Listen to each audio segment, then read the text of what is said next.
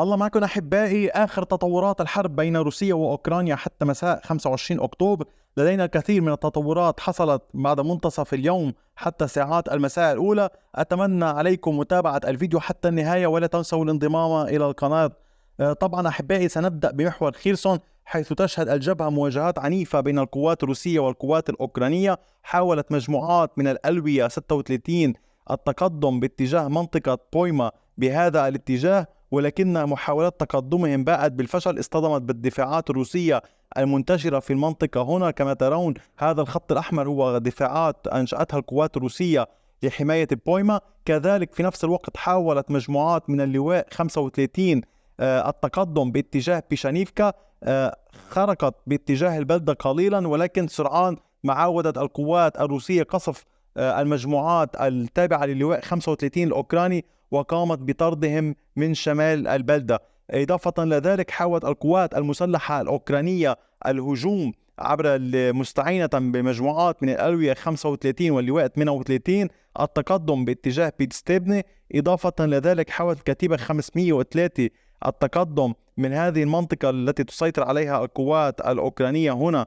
هذه منطقة سكنية طبعا، أود الإشارة إلى ذلك. حاولت تقدم هذه المجموعات بوقت واحد، ولكن شهدت هذه المنطقة مواجهات عنيفة مع القوات الروسية. استخدمت خلالها القوات الروسية سلاح الجو، المدفعية وغيرها من الدرونات، ولكن لم تستطع القوات الروسية القضاء على كامل التشكيلات الأوكرانية. ما زالت القوات الأوكرانية تهاجم في هذه النقطة.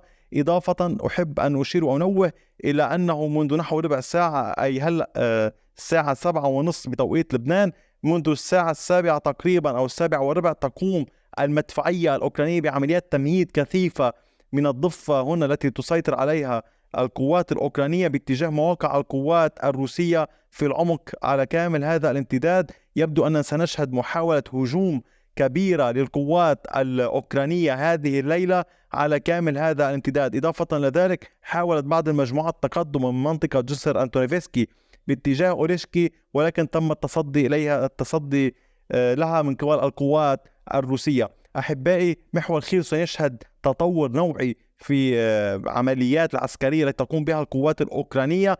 الوضع ليس جيدا بالنسبة للقوات الروسية. كذلك الأمر هناك في قرب كرينكي، تسعى القوات الأوكرانية لمزيد من الضغط باتجاه كرينكي والتوجه شرقا باتجاه كورسينكا، ولكن ما زال الروس يستطيعون احتواء الوضع حتى هذه اللحظة. ما الذي سيحصل لاحقا هذا ما سنراه، لذلك أطلب منكم دوما متابعة الفيديوهات التي أقدمها.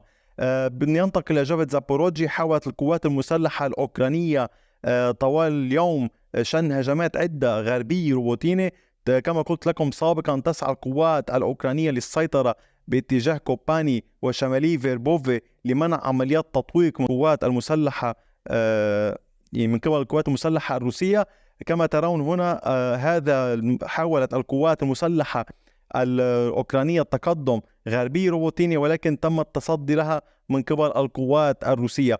أحبائي، قامت القوات الروسية باستخدام عدد كبير من الدرونات لضرب التحركات والآليات العسكرية للقوات المسلحة الأوكرانية. سعت بكامل جهدها لمنع انطلاق هذه الهجمات باتجاه مواقع القوات الروسية. كان هناك خسائر بصفوف القوات الروسية والأوكرانية، الطرفين تعرضا لخسارة. كذلك الأمر حاولت بعض مجموعات من قبل القوات الأوكرانية مهاجمة منطقة كوباني، ولكن تم التصدي لها من قبل القوات الروسية. أما في محور جنوب دونيتسك فكانت هناك معارك. تسعى القوات الروسية لاستغلال الفراغ الذي حصل. طبعا لمن لم يتابعني من قبل ولمن لا يعرف، تم نقل الألوية 35 واللواء 36 واللواء 37 واللواء 38 من محور جنوب دونيتسك إلى محور خيرسون، وهي الألوية التي تهاجم حاليا في هذه المنطقة هنا. لذلك يسعى الروس إلى استغلال هذا الفراغ وغياب هذه القوة الكبيرة والتي ينتمي يعني جنودها لديهم الخبرة القتالية. يسعى الروس إلى إحداث بعض التغييرات في خريطة السيطرة. يهاجمون بمحيط بريوتني، يسعون إلى توسيع سيطرة القوات الروسية بمحيط بريوتني لمحاولة استعادة ما خسروه أو أقله كهدف أدنى، وهو حماية بريوتني من أي هجمات لاحقة ممكن أن تشنها القوات الأوكرانية. أما في محور أفدييفكا، وطبعا أعلم أن الجميع ينتظرون أهمية أو ينتظرون أخبار هذه المنطقة لأهميتها. تسعى القوات الروسية بعد السيطرة على التيريكون أي جبل النفايات هذا إلى عمليات خاصة ونوعية جدا، وعبر تغيير التكتيك المتبع كما قلنا. وأجدر إشارة إلى إدخال نوع ثالث من الدرونات قامت القوات الروسية بإدخالها، الجيل الثالث من جيران.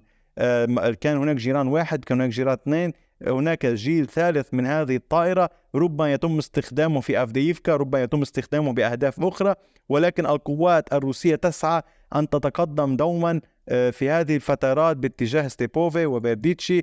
إضافة لذلك تسعى لمحاولة التقدم باتجاه المنطقة الصناعية من اتجاهين مستعينة بهذا المرتفع لحماية القوات المتقدمة، إضافة إلى الدرونات للتقدم والسيطرة على كامل المنطقة الصناعية هنا.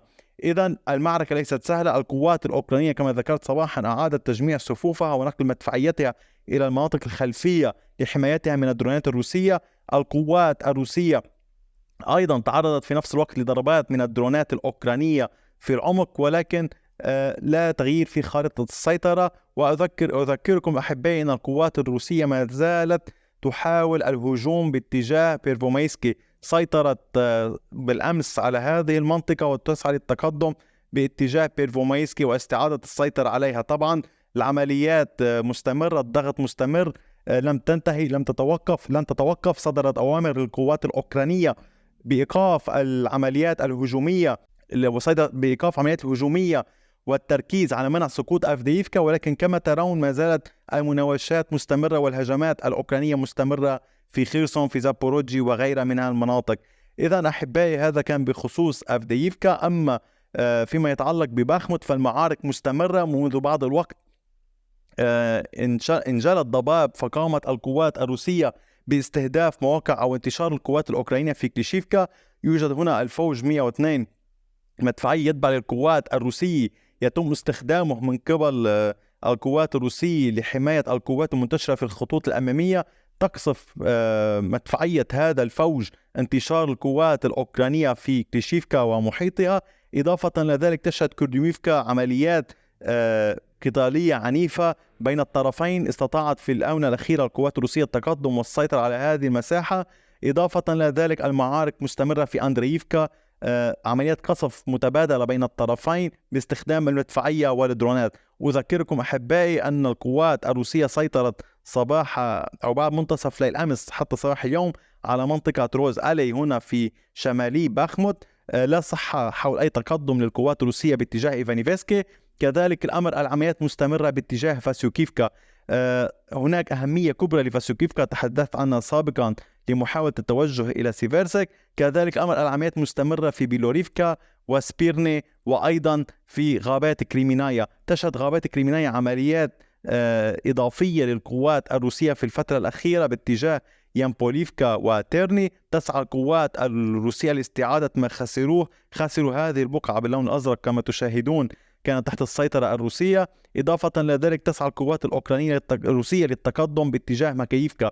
أحبائي أمر هام جدا ضروري أريد أن أخبركم به أن القوات الروسية اتخذت قرار أنه في حلول العام المقبل سيتم اتخاذ تدابير لزيادة عدد القوات المسلحة وتعزيزها. ومن المقرر تشكيل في العام المقبل فيلق في الجيش، فيلق 1 7 فرق عسكرية 19 لواء 49 فوج، إضافة لأسطول 1 ولم يتم ذكر أين سيتم نشرهم أو وضعهم أو إلى آخره، ولكن مع الوقت سنكشف بالتفاصيل أين سيتم استخدامهم. كذلك كان هناك تدريبات للقوات الروسية سنكشف عنها لاحقا، وأيضا كان هناك ضربات للقوات الروسية في مطار ستارو كوستانتينوف، وأيضا ضرب أحد أهم مستودعات الذخيرة للقوات الأوكرانية في المنطقة. هنا كان هناك ضرر كبير في هذه المستودعات. هذه المستودعات مهمة لدرجة أن لها محطة توليد كهرباء خاصة بها لحمايتها والحفاظ على العمل بها دوما. أحبائي أشكر لكم محبتكم وثقتكم ودعمكم، وأتمنى منكم دعوة أصدقائكم للانضمام إلى القناة. إلى اللقاء بفيديو آخر.